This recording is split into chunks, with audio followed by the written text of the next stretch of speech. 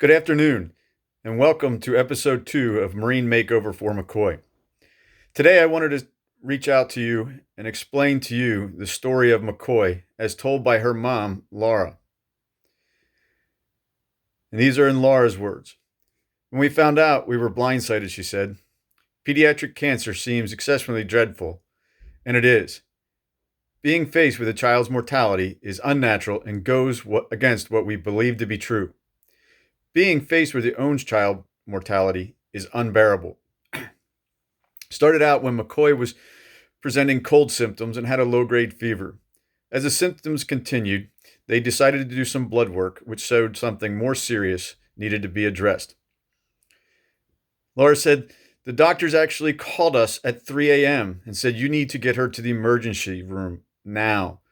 We heard leukemia. You just hit your knees. It was the scariest moment of my life, and it shook our family to our core. Sometimes life changes on a dime. Before her diagnosis, McCoy was a typical 4-year-old, full of sass and questions. She loves princesses and horses, and according to her mother, especially princesses who have horses. She was thrilled when Elsa received a horse in Frozen 2 because reindeer just weren't cutting it. She danced and she hugged aggressively.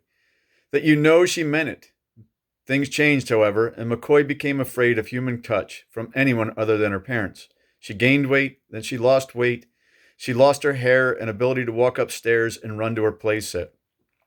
So many things that people take for granted, she fights for every day. I will not diminish the disease's sheer destructive power, but I have learned there is much beauty in this journey. Sometimes your darkest hours coincide with your brightest moments.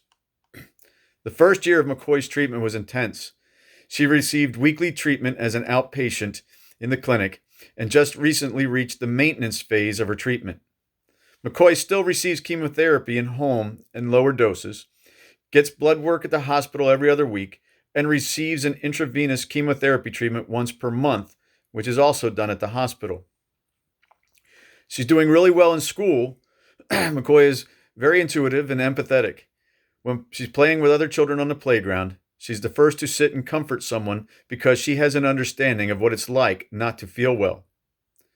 One of the only things that Laura knew about cancer before McCoy's diagnosis was that it takes many lives. But for her, as much as cancer takes, it gives a lot as well. Through our ongoing support groups, we have been connected to the most incredible families and other cancer moms.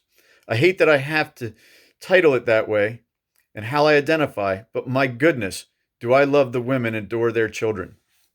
Spending the last year at home with McCoy as she navigated leukemia treatments with the courage of a champion has taught me the importance of following my own child's lead. And this is the most profound, the last statement.